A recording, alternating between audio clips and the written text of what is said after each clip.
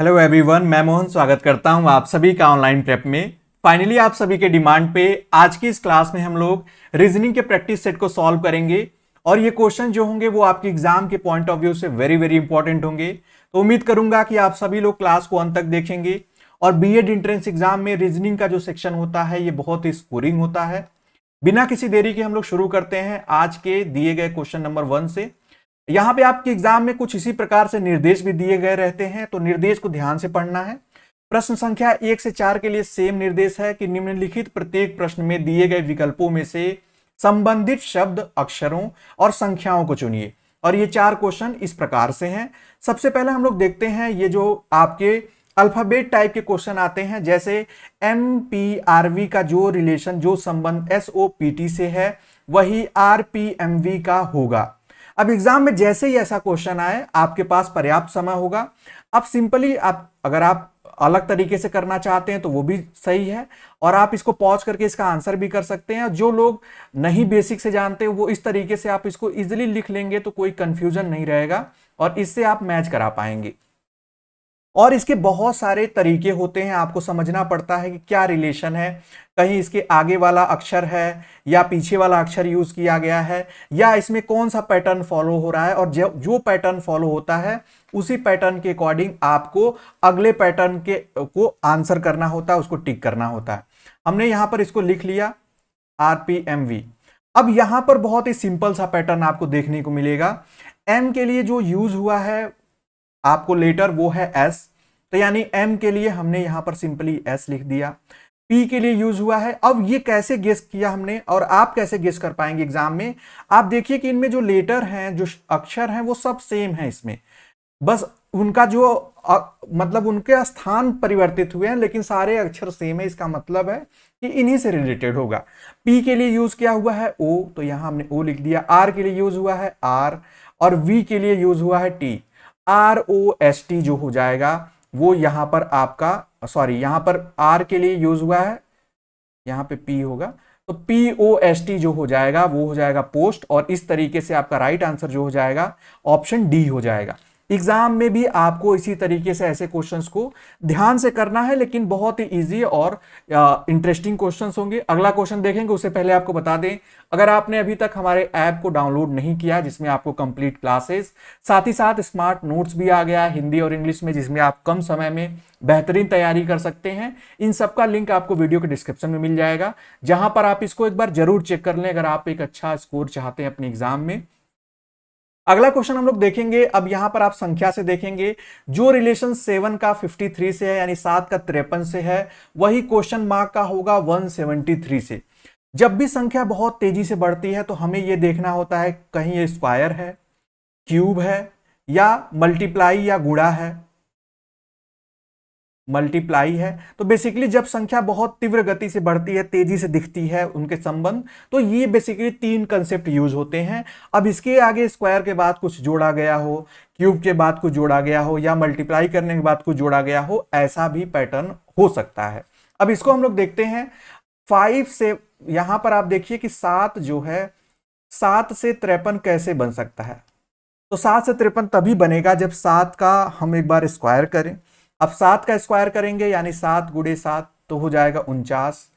अभी भी 49 से 53 लाने के लिए हम जब तक इसमें 4 जोड़ेंगे नहीं तब तक ये 53 जो है वो आएगा नहीं। अब ये पैटर्न जरूरी नहीं है कि सही हो, लेकिन तब तक सही नहीं हम मानेंगे जब तक ये इस पर फॉलो ना हो। अब सभी ऑप्शन को हम बारी बारी पिक करेंगे और उनको उसी से, यानी उसका स्क्वायर करने का मतलब उसी संख्या से दोबारा गुना करके उसमें 4 जोड़ के देखेंगे। आप बारी बारी करिए, सबसे छोटी वाली संख्या से शुरू करेंगे क्योंकि यहां छोटा है, ये स्मार्ट तरीका होता है। 13 को हमने यहां पिक किया। 13 का स्क्वायर का मतलब 13 गुणे 13, जैसे यहां पे हमने 7 गुणे 7 किया था, उसी तरीके से 13 गुणे 13 हमने कर दिया। अब ये 13 मल्टीप्लाई बाय 13 करेंगे तो आ जाएगा 169, यानी 13 का स्क्वायर हो गया। अब 169 में आप 4 ऐड कर दीजिए, जो हमने यहां ऐड किया वही सेम हम यहां ऐड करेंगे, तो हमारा रिजल्ट 173 आ रहा है। इस वजह से right answer will be option B. ये तरीका होगा ऐसे क्वेश्चंस को सॉल्व करने का। अगला क्वेश्चन देखेंगे। अब ये शब्दों से दिया गया है, तत्व मीमांसा का जो संबंध वास्तविकता से है वही संबंध जो है ज्ञान मीमांसा का होगा। मेटाफिजिक्स का जो रिलेशन उसके आप एक्चुअलिटी से, रियलिटी से है, बेसिकली रियलिटी से है, वही जो है एपिस्टोमोलॉजी का किससे होता है। तो ये जो शाखा है दर्शन शास्त्र में, अगर आप थोड़ा सा जानते हो, तो वहां पर तत्व मीमांसा जो है रियलिटी, वास्तविकता से, ज्ञान मीमांसा जो है वो ज्ञान से है, ज्ञान के संदर्भ में है, उससे संबंधित अध्ययन है। तो राइट आंसर ऑप्शन बी हो जाएगा। और ज्ञान आप यहां पर भी ऐसे टिक कर सकते हैं इजिली। अगला क्वेश्चन है, जो संबंध समुद्र का जहाज से, आप सभी लोग आंसर करेंगे। आप ये क्लास भले ही रिकॉर्डेड है लेकिन आपके आंसर देखे जाते हैं, क्योंकि आप इंड में अपना स्कोर बताएंगे। जो संबंध समुद्र का जहाज से है वही इन दिए गए ऑप्शन में किसका सेम लग रहा है। क्या नदी में परिवहन चलता है? बिल्कुल नहीं। सड़क पर लोग चलते हैं, इसको हम थोड़े समय, लेकिन जरूरी नहीं कि सिर्फ सड़क पे लोग चलते हैं। आकाश में पक्षी या रेलवे ट्रैक पे रेलगाड़ी। जिस प्रकार से अगर यहाँ पे समुद्र दिया है तो इस जहाज का मतलब पानी की जहाज से है, उसी प्रकार से रेलवे ट्रैक का पर जो है सिर्फ रेलगाड़ी चलती है। तो इस तरीके से हम क्या टिक करेंगे? मोस्ट अप्रोप्रिएट जो आंसर लग रहा है वो है ऑप्शन डी। इसी तरीके से कभी कभी एक ही तरीके के दोनों आपको लगेगा कि सर ये भी हो सकता है, लेकिन हमको सही, सबसे सटीक या सबसे सही जो है उसको टिक करना होता है। अगला क्वेश्चन हम लोग देखेंगे। निर्देश दिया गया है 5 से 7 के लिए। निम्नलिखित प्रत्येक प्रश्न में उसे चुनिए जो अन्य 3 विकल्पों से भिन्न है। अब यहां पे भिन्न चुनना है। ये भी क्वेश्चन बहुत इंटरेस्टिंग है, उम्मीद करता हूं आप सभी लोग इसका आंसर करेंगे।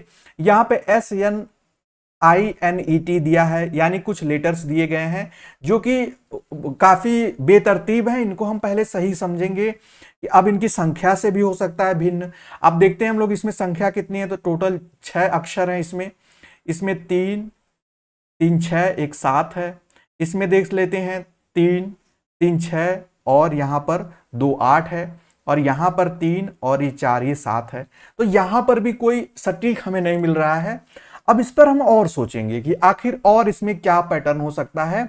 लेकिन ये जो वर्ड है, यानी सबको मिलाकर हम अगर वर्ड कहें तो ये कुछ ऐसा लग रहा है, ये कुछ देखा सा, कुछ ट्रिकी लग रहा है। तो कैसे ट्रिकी है? ये जो वर्ड है इसमें हम ये उल्टा किया गया है। अगर हम इसको सीधा करें तो TENINS, यहां पे NNS हो जाएगा, टेनिस। अब यहां पर यानी इन लेटर के सही क्रम से एक सही खेल का शब्द, यहां पर खेल का शब्द या खेल जो है वो यहां पर दिख जा रहा है, टेनिस हो गया। अब इससे क्या बनेगा? टी। अब इसको देखिए, गेस करें आप सभी लोग जल्दी से। अब ये तो कोई वैसे नहीं बन रहा, अगर इसको हम बनाएं तो STOMACH, स्टमक यानी पेट, ये बन रहा है। यहां पे आप देखेंगे FOOT, फुट, और बॉल, यहां पे फुटबॉल बन जा रहा है। अब ये बहुत अच्छा क्वेश्चन है। और यहां पर आप देखेंगे तो ये सिंपली क्रिकेट। अब इस तरीके से आपने आधा जो है, आधे से अधिक क्वेश्चन सॉल्व कर लिया है। सभी यहां पर आपको स्पोर्ट्स दिख रहे हैं, स्टमक को छोड़कर। तो राइट आंसर आपको भिन्न चुनना था, तो राइट आंसर ऑप्शन डी हो जाएगा। इसी तरीके से आपको एग्जाम में क्वेश्चन सॉल्व करने हैं। अगले क्वेश्चन पे जाएंगे उससे पहले, अगर अभी तक आपने previous year question paper buy नहीं किया है, बहुत ही कम समय बचा है, एक बार जाकर आप डेमो देख सकते हैं। पसंद आए तो बाय कर सकते हैं। हमारी वेबसाइट onlineprep.co.in पे ई बुक सेक्शन में जाएंगे तो आपको वहां पर दिखेगा, और टेलीग्राम चैनल ज्वाइन कर लेंगे तो आपको latest update, classes, free PDF भी हम प्रोवाइड कराते हैं हम लोग, आप उसको देख पाएंगे। इस सभी के लिंक जो है वीडियो के डिस्क्रिप्शन में आपको मिल जाएंगे। अगला क्वेश्चन 6th वन है, आपको इसमें भिन्न बताना है। लॉकेट, बाजूबंद, चूड़ियां और कंगन। क्वेश्चन नंबर 6 बहुत इजी है, आप बस ध्यान से समझेंगे तो आप सभी लोग इसका आंसर कर पाएंगे। What will be the right answer? जल्दी से आप सभी लोग आंसर बताएं क्वेश्चन नंबर 6 का। अब यहां पर आप देखिए कि बाजूबंद जो है वो तो बाजू में ही पहना जाता है, या कलाई में कह लीजिए। और यहां पर जो चूड़ियां हैं वो भी, कंगन वो भी हाथ। लॉकेट जो है वो कहां पहना जाता है? वो हाथ में नहीं पहना जाता, ये गले में पहना जाता है। तो इसलिए हमें क्या बताना था? हमें बाकियों से भिन्न बताना था। तो राइट आंसर ऑप्शन ई हो जाएगा। अगले क्वेश्चन पे आते हैं। अगला क्वेश्चन आपकी स्क्रीन पे 7th वन है। अब यहां पर इन 4 संख्याओं में आपको भिन्न बताना है, कौन सी संख्या है? 63, 55, 49 और 50। एग्जाम में जब भी ऐसे क्वेश्चन आएंगे तो आप देखेंगे कि क्या कोई स्क्वायर है, क्या कोई किसी का क्यूब है, कैसे भिन्न हो सकता है, उसके अनेकों तरीके हैं। बस वो आपका पैटर्न सब पर फॉलो होना चाहिए। कभी कभी इनको जोड़कर भी हम देख सकते हैं, और 6 और 3 को जोड़ेंगे 9 हो जाएगा, 5 5 10 हो जाएगा, 9 4 13 हो जाएगा और ये 5 हो जाएगा। इसमें कोई सटीक पैटर्न हम लोगों को दिख नहीं रहा है। और यहां पर स्क्वायर में अगर देखा जाए तो ये सिर्फ 7 का स्क्वायर है, बाकी कुछ नहीं है। तो सबसे इजीएस्ट होता है जो इसमें सम और विषम, ये विषम संख्या है, विषम है। 50 जो है सम संख्या है, यानी इवन नंबर है, इस वजह से राइट आंसर ऑप्शन डी होगा। अगला क्वेश्चन हम लोग देखेंगे, क्वेश्चन नंबर 81 है, निम्नलिखित शब्दों को अंग्रेजी शब्दकोश में दिए गए क्रम के अनुसार लिखें। अब जो इंग्लिश डिक्शनरी होती है, अगर आप, अब तो डिक्शनरी का ट्रेंड खत्म हो गया, उसमें वर्ड जो होते हैं वो एक पैटर्न के अकॉर्डिंग रखे गए होते हैं, जिससे कि ढूंढने में आसानी हो, और वो अल्फाबेट वाइज होते हैं, पहले ए का होगा, फिर बी होगा, फिर सी होगा, डी होगा, उस तरीके से। अब ये क्वेश्चन आपके एग्जाम में 1 से 2 जरूर पूछे जाते हैं इस नेचर के। आंसर करिएगा सबसे पहले कौन सा होगा। तो इस तरीके के क्वेश्चन को हम कैसे सॉल्व करते हैं, आप सभी लोग ध्यान से देख लीजिएगा। सबसे पहले देखते हैं कहां तक ये सिमिलर है, TRA, या पहले हम लोग देख लेते हैं 3 को, TRA। अब इनमें के बाद जो इन तीनों के बाद इन पांचों में जो अगला लेटर है, अक्षर है, वो एन आ रहा है, एन, लेकिन यहां पे ट्रेम्पोलिन में जो है एम आ जा रहा है। तो अब एम और एन में से पहले कौन आता है अंग्रेजी वर्णमाला में, इंग्लिश अल्फाबेट में, तो आता है एम, इसलिए एम जो हो जाएगा ये पहला हो जाएगा। अब पांचवा जो हो गया, इसको हमें पता चल गया कि पांचवा इंग्लिश डिक्शनरी में पहले आएगा, 5th पहले आएगा। तो अब बाकी जो हो जाएंगे वो ऑप्शन हम एलिमिनेट कर सकते हैं, यानी हटा सकते हैं। अब आंसर जो होगा आपका ए और सी में से होगा। आप जल्दी से गेस करिए what will be the right answer. अब उसके बाद हम देखेंगे, अब इन 4 का देख सकते हैं, ये पांचवा हमने कर दिया। इन 4 का हम देखेंगे, ये सभी एन, यहां पर एन और ये एन, ये एस तक है, ये क्यू है। तो पहले एस आता है या क्यू आता है, तो इसी से आप इसे इजिली कर पाएंगे। तो आप देखेंगे कि 2 5 2 3 4 3 तक जो है वो तो सही आ रहा है, सब इन दोनों में है। अब बारी आती है कि 4 1 पहले होगा या लास्ट में कौन सा होगा। अब इसको जब आप इजिली करेंगे तो यहां पे देखेंगे कि ये हो गया, ये पहला हो गया, ये दूसरा हो गया, तीसरा हो जाएगा आपका ट्रांजैक्शन, एस के बाद ए आ गया है, बाकी में एस के बाद एफ है, इसमें एस के बाद पी है, ये हो गया तीसरा। अब चौथा कौन सा होगा इसमें, वो हो जाएगा ट्रांसफिक्स्ड, एफ है, एफ के बाद पी आता है। तो राइट आंसर क्या हो जाएगा, ऑप्शन सी हो जाएगा। वेरी वेरी इंपॉर्टेंट क्वेश्चन है, इसलिए ऐसे क्वेश्चंस को एकदम ध्यान में रखें और ऐसे क्वेश्चन का प्रैक्टिस जरूर करें, प्रैक्टिस बहुत इंपॉर्टेंट है। अगले क्वेश्चन को देखते हैं। अगला क्वेश्चन आपकी स्क्रीन पे है, क्वेश्चन नंबर 9th वन है, अक्षरों का कौन सा समूह जो है खाली स्थानों को क्रमवार रखने की दी गई अक्षर श्रृंखला को पूरा करेगा। एग्जाम में ऐसे क्वेश्चन आते हैं तो कंफ्यूज बिल्कुल नहीं होना है, जितने लोग आंसर जानते हैं इसका आंसर करेंगे। हम एक बार इसको काउंट कर लेते हैं ये कितने हैं, और ये रिक्त संख्याओं से भी काउंट हम कर लेंगे, 1 2 3 4 5 6 7 8 9 10 11 12 13 14 15 16 है। इनको हम 4 के भाग में विभाजित कर सकते हैं, जिससे कि ये पूर्णतः विभाजित भी हो जाएंगे और इससे हमें कुछ क्लू मिलेगा। हम इस तरीके से इसको डिवाइड कर लेते हैं कुछ इस प्रकार से। अब ये आपको समझ में आ रहा होगा कि EBD, अब यहां पे डी लिखा है, बी लिखा है, इसका मतलब सेम पैटर्न होगा। होता क्या इस टाइप के क्वेश्चन में, वो पैटर्न वही रहता है, बस बीच बीच की संख्याएं या सॉरी बीच बीच के जो अक्षर हैं वो गायब होते हैं। ई के बाद बी आया है, फिर डी आया है, तो यानी यहां पर ई होगा। अब यहां पर भी सेम होगा, ई बी डी, फिर डी के बाद देखिए डी 2 बार आएगा, डी के बाद जस्ट डी आएगा। इस तरीके से आप अगर इसको फिल कर लिए तो आपका इजी आंसर आ जाएगा, ई बी डी और बी। अब इसको आप मैच करा सकते हैं, जैसे ही मैच कराएंगे आपको ऑप्शन ए जो होगा वो आपका सही जवाब हो जाएगा। अगला क्वेश्चन देखेंगे। अगला क्वेश्चन आपकी स्क्रीन पे है, निम्नलिखित प्रश्न संख्या 10 और 12 में प्रत्येक प्रश्न का एक अनुक्रम दिया गया है, यानी एक सीरीज से क्वेश्चन है और इस सीरीज को अनुक्रम को पूरा करना है, इस सीरीज को पूरा करना है। बहुत इंटरेस्टिंग क्वेश्चन है, देखते हैं कितने लोग आंसर करते हैं। आप इस क्वेश्चन का आंसर पॉज करके भी कर सकते हैं, बता सकते हैं, और इसके लिए सॉल्व करना बहुत जरूरी होगा। 91 से सीधे जो है 273, फिर 455, 637 के बाद क्वेश्चन मार्क दिया गया। इसका मतलब है कि कुछ बहुत तेजी से बढ़ रहा है, यानी कि गुणा हो रहा होगा जरूर, कुछ ऐड तो नहीं दिख रहा है।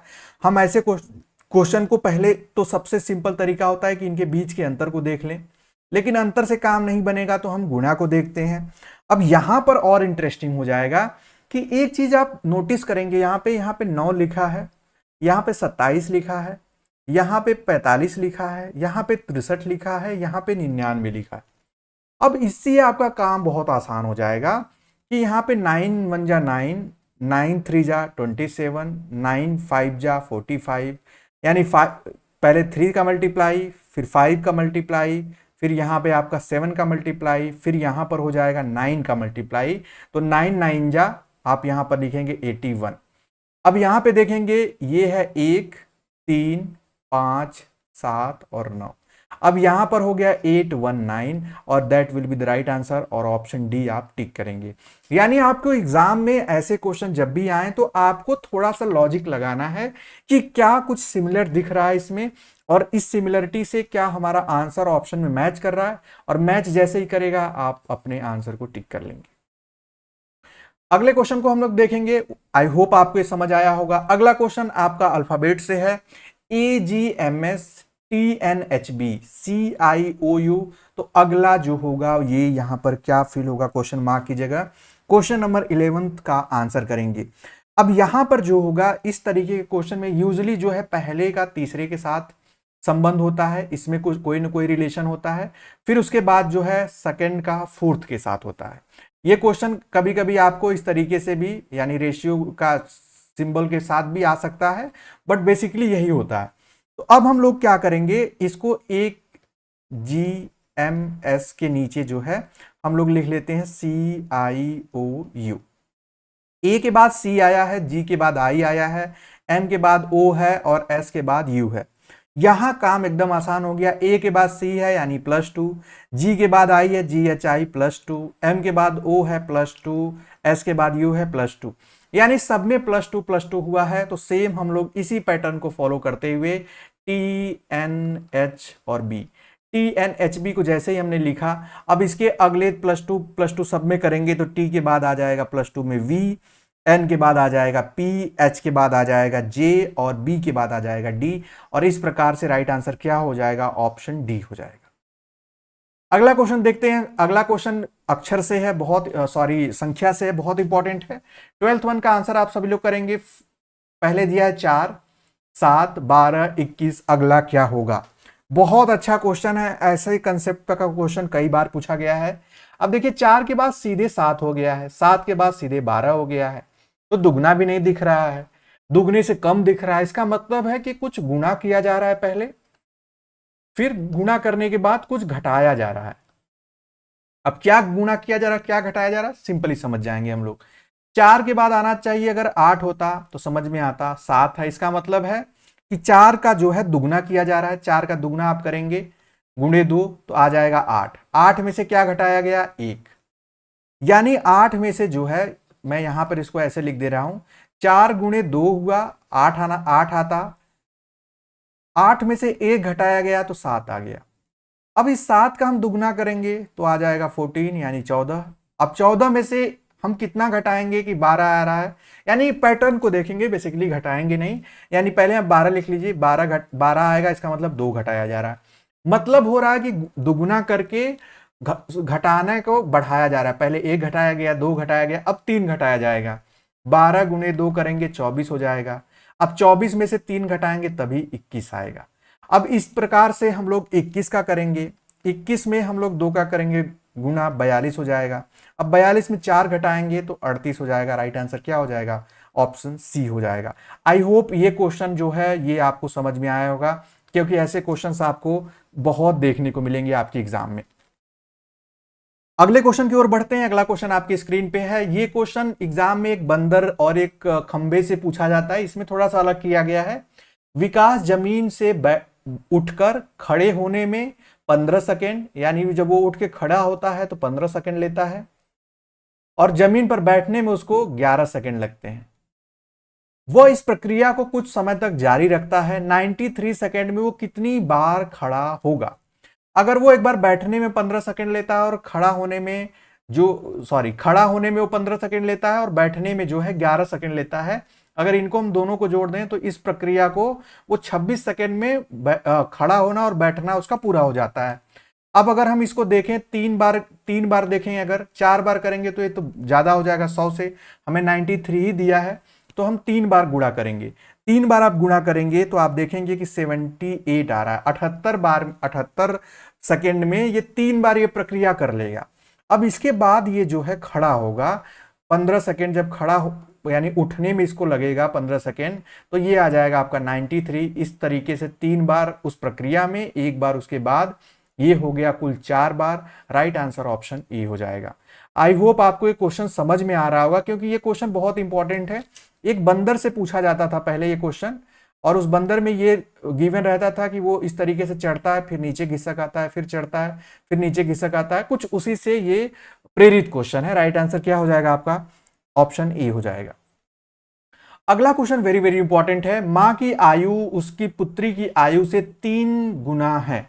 यानी यहां पर आप जैसे ही क्वेश्चन को पढ़ें उसको आपको इक्वेशन में चेंज करना होगा। जिसकी कम एज होती है, अब ऑब्वियस सी बात है, पुत्री जो है डॉटर की कम एज होगी, तो हम लोग क्या करेंगे कि पहले मान लेंगे कि पुत्री की एज जो है वो है एक्स वर्ष। कोई भी एक्स, क्या आप ए ले लीजिए, ए वर्ष। आप कहते हैं सर, सब लोग कहते हैं सर बार बार आप लोग एक्स लेते हैं, वाई लेते हैं, ए ले लेते हैं हम लोग। माना उसकी एज ए है, अगर उसकी एज ए है तो उसकी मां की जो एज होगी वो 3A होगी, क्योंकि लिखा भी है कि 3 गुनी है उसकी मां की एज, हमने 3A लिखा, 3A वर्ष। अब कहा गया कि 6 वर्ष पहले यानी पीछे मां की आयु जो थी पुत्री की आयु से 5 गुनी थी, तो 6 वर्ष पहले जो थी पुत्री की आयु क्या थी। अब इस क्वेश्चन को हम लोग एक इक्वेशन में फ्रेम करेंगे। अब हम इसको इक्वल करेंगे। कैसे करेंगे समझिएगा बहुत ध्यान से, कि अब इसी में हम लोग 6 वर्ष पीछे की बात कहा गया पहले की, यानी बीते हुए समय की, तो हम 6 वर्ष इनमें से माइनस करेंगे। कैसे माइनस करेंगे? a minus 6 is equal to 3a minus 6, यानी 6 वर्ष हम इनके एज में पीछे चले गए। लेकिन यहां पर यह भी लिखा है कि उस समय मां की आयु जो थी वो 5 गुनी थी। अब ये जो 5 गुने वाला कंसेप्ट है, इसका मतलब है कि पुत्री की एज 5 गुनी, तब जाकर मां के एज के बराबर थी वो। अब इसी को सिंपली आप सॉल्व कर लीजिए। ये हो जाएगा 5a मल्टीप्लाई हो जाएगा, ये हो जाएगा 30, यहां पर 3a माइनस 6 हो जाएगा, a वाला इधर ला देंगे आप 5a माइनस 3a, और इस 30 को आप उधर लेते चले जाएंगे 30 माइनस 6। यहां पे आप देखेंगे 2a इज इक्वल टू आ जाएगा आपका 24, और इस 2 को इधर भेजेंगे तो डिवाइड हो जाएगा, और ये आ जाएगा a इज इक्वल टू आपका 12। तो यहां पर a जो हो जाएगा, a पर यहां पर आपका 12 हो जाएगा। तो ये वर्तमान की आयु, वर्तमान की उम्र हो गई, वर्तमान। लेकिन हमसे पूछा है पहले की, तो पहले की क्या होगी? अगर आज वो 12 साल की है तो आज से 6 वर्ष पहले वो 6 वर्ष की रही होगी। इस प्रकार से राइट आंसर जो हो जाएगा वो ऑप्शन बी हो जाएगा। इस तरीके से आपको क्वेश्चन को सॉल्व करना है। अगला क्वेश्चन हम लोग देखेंगे। एक व्यक्ति ने एक महिला की ओर इशारा करते हुए, आप एक व्यक्ति को ड्रॉ कर लीजिए, एक महिला की ओर इशारा करते हुए, अच्छा तस्वीर नहीं दिया गया, महिला की ओर इशारा करते हुए मान लेते हैं कि हमने महिला बना दिया, ठीक है। इशारा करते हुए वो कहता है कि वो मेरे एकमात्र चाचा के भाई। अब एकमात्र चाचा का मतलब है, एकमात्र चाचा का मतलब इसके पिता दो भाई हैं, यानी कि एक वो खुद, और इसके पिता के एक भाई हैं। वो एकमात्र चाचा के भाई यानी अपने पिता की बात कर रहा है कि पुत्र की विधवा है। अब यहां पर पुत्र की विधवा का मतलब कि उसके भाई की पत्नी हुई। कैसे समझा हमने? इस बात को बहुत ही ध्यान से समझिएगा, क्योंकि यहीं पर कंफ्यूजन होता है कि उसने एकमात्र वर्ड जो यूज किया, एकमात्र चाचा के भाई। तो एकमात्र चाचा के भाई यानी इसके स्वयं के पिता के पुत्र। एक तो पहले ये भी पुत्र है, लेकिन ये अपनी पत्नी की बात नहीं यहां कर सकता क्योंकि ये तो खुद जीवित है। कि पुत्र की विधवा है, तो यहां पर पुत्र की विधवा यानी कि जिनके पति नहीं है, तो यहां पर उस महिला का उस व्यक्ति से क्या संबंध है, यानी वो महिला उस व्यक्ति की क्या लगेगी, संबंध में क्या रिश्ते में लगेगी, तो वो उसकी भाभी लगेगी। राइट आंसर क्या हो जाएगा? ऑप्शन ए हो जाएगा। ये बहुत इंपॉर्टेंट क्वेश्चन है, इसको इसी तरीके से समझा जाता है। अगला जो क्वेश्चन है 16th वन है। आप यहां देखेंगे कि यहां पर कोडिंग डिकोडिंग से क्वेश्चन है, बहुत ही इंटरेस्टिंग क्वेश्चंस हैं और ये सभी क्वेश्चंस आपको आने चाहिए, वेरी वेरी इंपॉर्टेंट है। हम लोग यहाँ पे एक मिनट, कोडिंग डिकोडिंग क्वेश्चन जो होता है वो बहुत ही इजी होता है। सिंपली देखिए, जैसे लिखा है SWTFP, इसके लिए जो कोड यूज हुआ है वो है 1, इसके लिए 5, इसके लिए 4। मैं कलर चेंज कर रहा हूं जिससे कि थोड़ा सा आपको विजिबल दिखे। ये हो गया 1 5 4, ये हो गया 6 और ये हो गया 7। अब उसी तरीके से KSLFF, अब यहाँ पे जगह कम होगी तो आप इसको ड्रॉ कर पाएंगे, या अगर आप चाहें तो इसको ऐसे भी मैच करा सकते हैं। सिंपली आपसे पूछा गया है कि तब KTLFP को किस कोड में लिखा जाएगा। अब K के लिए कौन सा कोड यूज हुआ है, तो इन्हीं में से हम देख पाएंगे कि K यहां शुरुआत है, यानी K के लिए 2 वर्ड, 2 जो है संख्या यूज हुई है, तो K के लिए हमने 2 लिख दिया। उसके बाद T के लिए हम तीसरा यहां पे देख सकते हैं, तीसरे को इस तीसरे से मैच कराएंगे तो इसका मतलब इसके लिए 4 यूज हुआ है। और इतना ही हमने कर दिया तो हमारा आंसर आपके सामने आप भी देख पाएंगे कि क्वेश्चन नंबर 16 का राइट आंसर ऑप्शन बी हो जाएगा, 2 4 3 6 7। उसे आगे भी करने की जरूरत नहीं है, आप चाहें तो अपनी तसल्ली के लिए कर सकते हैं। यहाँ पे 3 हो जाएगा, यहाँ पे 6 हो जाएगा, यहाँ पे 7 हो जाएगा, बट यहाँ पर आपने देख लिया कि 2 के बाद 4 सिर्फ इसी में मैच हो रहा है, तो राइट आंसर ऑप्शन बी हो जाएगा। अगला क्वेश्चन देखते हैं, 17th वन था, निम्नलिखित विकल्पों में से वो शब्द चुनिए जो दिए गए शब्द के अक्षरों का प्रयोग करके नहीं बनाया जा सकता। एग्जाम में आपको नहीं जरूर देखना है कि नहीं लिखा है या बनाया जा सकता लिखा है।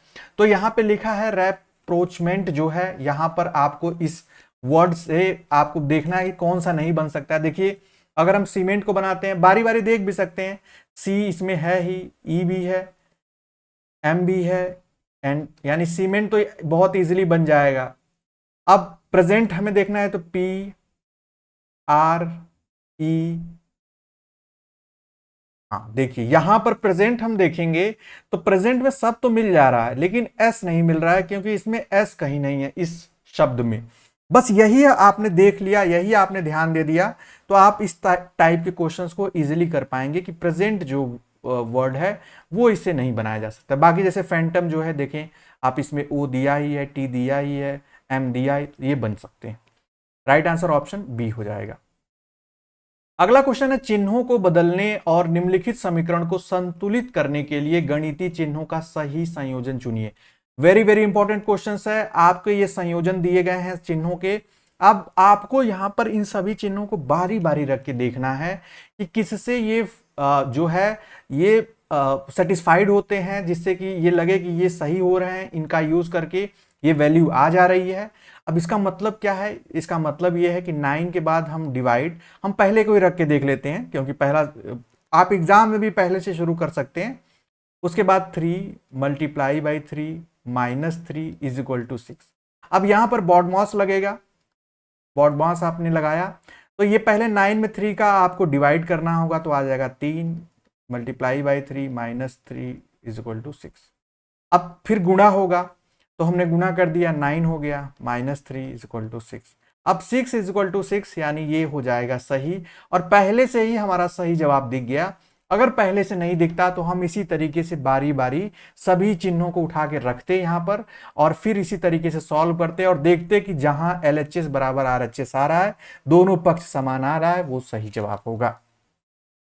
अगला क्वेश्चन है, यदि अप्रैल माह की 8 तारीख सोमवार को पड़ता है, यानी 8 तारीख जो है वो सोमवार को पड़ता है, तो उसी माह को की 30 तारीख को कौन सा दिन होगा। तो बेसिकली किसी भी तारीख को, अगर 8 तारीख को मंडे है तो आपसे 30 तारीख पूछा गया है, तो आप अगर ऐसे बहुत ही इजी से आपको बताया, अगर एक ही मंथ का पूछा जाए तो अगर 8 तारीख को मंडे है तो +7 करेंगे, 7वें दिन बाद 15 तारीख को मंडे आ जाएगा। देखिए बहुत ही इजी तरीके से समझना, फिर 7 ऐड करिए, 22 तारीख आ गई, 22 को भी मंडे होगा, क्योंकि हर 7वें दिन वो दिन दोबारा रिपीट होता है, 7 ही दिन है हफ्ते में। 22 तक हम पहुंच गए, फिर हम पहुंचते हैं 7 करेंगे 29 तारीख को मंडे होगा। अब हमसे पूछा उसी महीने की 30 तारीख को क्या होगा। जब 29 को मंडे है तो 30 को क्या हो जाएगा, ट्यूसडे यानी मंगलवार हो जाएगा। इस तरीके से आप इस क्वेश्चन का आंसर कर पाएंगे। राइट आंसर क्या हो जाएगा, ऑप्शन सी हो जाएगा। अगला क्वेश्चन है, नीचे दिए गए प्रश्नों में कुछ कथन दिए गए हैं। यहाँ पर निष्कर्ष और कथन से प्रश्न है। यहाँ पर ये क्वेश्चन बहुत कम आते हैं, बट आएंगे तो आप कैसे सॉल्व करेंगे, ये आपको वेन डायग्राम पढ़ना होगा, थियरी की क्लास है ऐप में। सभी गुफाएं सर्पीलाकार हैं, यानी सभी, पहले हम एक बनाते हैं वेन डायग्राम में। गुफा हो गई ये गुफा, सभी गुफाएं जो हैं सर्पीलीकार। जब गुफा है तो सर्पीलीकार है, तो गुफा अंदर होगा, और सर्पीलीकार जो है ये इसकी आकृति की बात कर रहा है, सर्पीलाकार। ठीक है, फिर कुछ सर्पीलाकार कार्ड हैं, यानी कुछ हम यहां से ले लेते हैं, ये कार्ड है। अब निष्कर्ष पूछा गया है कि कुछ सर्पीलाकार कार्ड नहीं है, ये तो सही नहीं है क्योंकि कार्ड है, खुद ही लिखा है। कुछ गुफाएं कार्ड नहीं है, कुछ क्या, कोई भी गुफा कार्ड नहीं है, क्योंकि गुफा से कार्ड का कोई रिलेशन नहीं है। कुछ कार्ड गुफाएं हैं, तो बिल्कुल नहीं। अब निष्कर्ष में दिया गया है कि क्या 1 और 2 सही है, तो ये बिल्कुल सही नहीं है, क्योंकि पहला तो होगा ही नहीं। क्या दूसरा निष्कर्ष सही है, तो ये भी सही नहीं है। यहाँ पे कुछ लिखा है, यहाँ पे तो कोई होना चाहिए, कोई गुफाएं कार्ड नहीं होता तब सही होता। सभी निष्कर्ष सही है, बिल्कुल नहीं। कोई भी निष्कर्ष सही नहीं, तो राइट आंसर ऑप्शन डी होगा कि इसमें कोई भी निष्कर्ष जो है वो सही नहीं है। कथन और निष्कर्ष से इसी टाइप के क्वेश्चन आपके एग्जाम में पूछे जाते हैं। अगला क्वेश्चन है, निम्नलिखित प्रत्येक प्रश्न में विकल्पों में से वो शब्द चुनिए जो दिए गए शब्द के अक्षरों का प्रयोग करके नहीं बनाया जा सकता है। तो यहाँ पे प्रोविंशियलिज्म जो है वो दिया गया है। अब यहां पर प्रोविंशियलिज्म से कौन सा वर्ड नहीं बन सकता है, आप इसको इजीली चेक कर पाएंगे। SAILOR ये तो बन जाएगा। नेल जो है NAIL ये भी बन जा रहा है। मैन ये भी बन जा रहा है। अब यहां पर इनिशियल बन पाएगा कि नहीं, INI।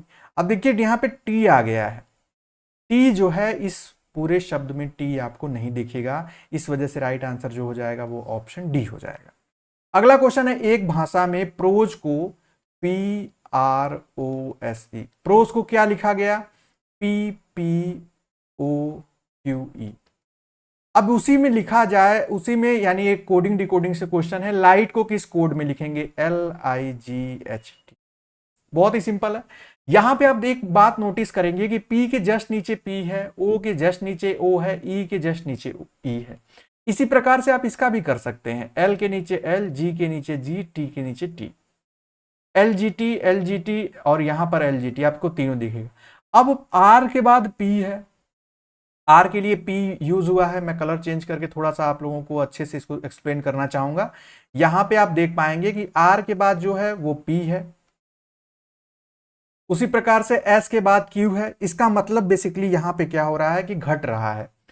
Q के आप उल्टा भी इसको देख सकते हैं, PQR ऊपर जाना चाहिए, तो -2 हो रहा है, -2। अब -2 जो है दूसरे और चौथे में हो रहा है, तो यहां पे भी दूसरे और चौथे में हम -2 कर देते हैं। तो I में -2 करेंगे तो हो जाएगा G, H में -2 करेंगे तो क्या हो जाएगा, जल्दी से आप सभी लोग आंसर करेंगे तो हो जाएगा F, LGGFT। तो LGGFT option D will be the right answer.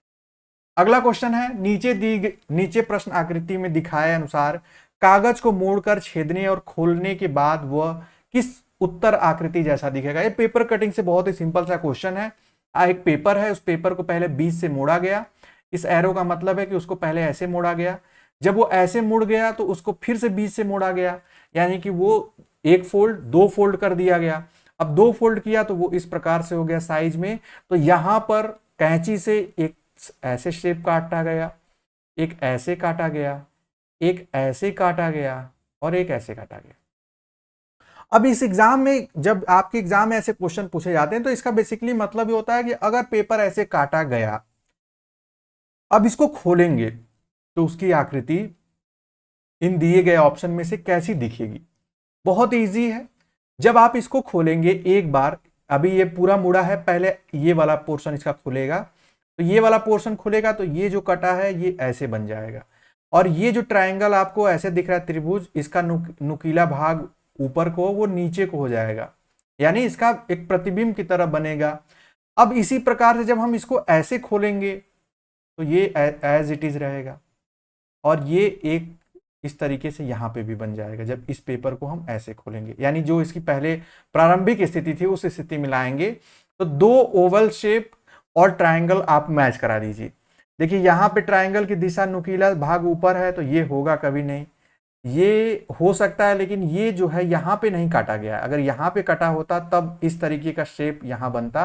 तो बेसिकली राइट आंसर जो होगा वो आप सी को देखें, सी में सेम वैसा ही मैच हो रहा है कि ट्रायंगल का नुकीला जो ऊपर का भाग है वो नीचे को है और यहाँ पर दो ओवल शेप अंडाकार जो है वो आकृति दिख रही है। तो राइट आंसर ऑप्शन सी हो जाएगा। अगला क्वेश्चन है, दी गई आकृति में कितने त्रिभुज है। एग्जाम में हाउ मेनी ट्रायंगल से क्वेश्चन कई बार पूछा गया है। तो जब भी इस तरीके के क्वेश्चन पूछे जाते हैं पहले एक जो है एक प्रकार की आकृति से हम लोग उसको देखते हैं कि यहाँ पर एक घटक से बनने वाले जो त्रिभुज है वो कौन से, यानी 1 2 3 4 5 6 7 8 9 10 11 12 13 14 15 16 17 18 19 20, यानी जो एक घटक से बने हैं वो है 20। अब दो घटक का मतलब है कि किन्हीं दो को जोड़कर जो एक बन रहा है, जैसे ये बना एक, ठीक है। अब यहां पर देखिए बहुत इंटरेस्टिंग है, इसमें थोड़ा सा टाइम लगता है लेकिन आपको पेशेंस से इसको करना होगा। अब दो को मिला दिया तो एक, फिर दो, फिर यहां पे 3, यहां पे 4, इस प्रकार से एक, फिर दो, फिर 3, फिर 4, इस तरीके से हम करते जाएंगे तो ये आएगी संख्या 18, यानी दो को मिलाकर जो एक बना रहे हैं वो 18 हो गई। अब 3 को मिलाकर भी क्या बन सकता है, तो बिल्कुल बन सकता है। जैसे अब 3 को मिलाएंगे, यानी यहां 3 नहीं सॉरी 4 को मिलाएंगे, 4 घटक में एक ऐसे भी त्रिभुज बनेगा। इसमें देखिए 4 घटक है, 1 2 3 4, इनको भी मिलाकर एक त्रिभुज बन रहा है। तो 4 घटक वाले कितने हैं इसको आप कर लीजिए, ये करेंगे तो ये आ जाएगा 6। 4 घटक वाले आप ऐसे भी देख लीजिए, फिर ऐसे देख लीजिए, ठीक है। इस प्रकार से अब हम इसको जोड़ देंगे 20 18 और 6, तो टोटल हो जाएगा 44। राइट आंसर क्या हो जाएगा 44। अगला क्वेश्चन है, प्रत्येक प्रश्न में निम्नलिखित प्रत्येक प्रश्न में दी गई 4 आकृतियों में से 3 किसी एक गुण के आधार पर समान है तथा एक भिन्न है, इस भिन्न आकृति का चयन करिए। अब भिन्न आकृति चयन करना है, बहुत इजी है, आप देख लीजिए। इन सब में एक बाहर है, एक लाइन जो है इस आकृति से बाहर है, एक यहाँ एक यहाँ, इसमें जो है आप देखिए 2 हो गया, फिर इसमें 1 है, यानी इस आधार पे हम इसको सी को जो है बाकियों से भिन्न पे रख सकते हैं और इसी के अकॉर्डिंग आप ऐसे क्वेश्चंस को सॉल्व भी कर सकते हैं। तो ये थी आज की रीजनिंग की क्लास जिसमें हम लोगों ने 25 क्वेश्चन रखा है। पहली क्लास थी इसलिए 25 रखा। इस 25 में आपको ऐसे कितने क्वेश्चंस लगे जो आप कर सकते थे, इजीली कर सकते हैं? अगर आपने सॉल्व किया तो आपका क्या स्कोर है, आप हमें कमेंट सेक्शन में जरूर बताएं और अपने इस प्रैक्टिस सेट को इवेल्युएट जरूर करें। और फिर उसके बाद अगले जो क्लास में हम लोग मिलेंगे उसमें और भी इंपॉर्टेंट इंटरेस्टिंग प्रैक्टिस सेट को सॉल्व करेंगे जो कि आपकी एग्जाम की प्रिपरेशन के लिए वन ऑफ द बेस्ट होगा। ये पीडीएफ हमारे पेड ग्रुप में, जो पेड ऐप मतलब पेड ऐप में आपको ये प्रोवाइड कर दी जाएगी। अगर आप कहेंगे तो टेलीग्राम पे भी भेज दिया जाएगा, जहां पे आप इसको देखकर अपनी प्रिपरेशन कर पाएंगे और इससे आपको हेल्प मिलेगी आपकी एग्जाम की प्रिपरेशन में। इस क्लास को यहीं तक रखेंगे। आई होप आपने इस क्लास को एंजॉय किया होगा। चैनल पर नए हो तो सब्सक्राइब कर लें। मिलेंगे अगली क्लास में, तब तक के लिए bye bye, take care and keep watching.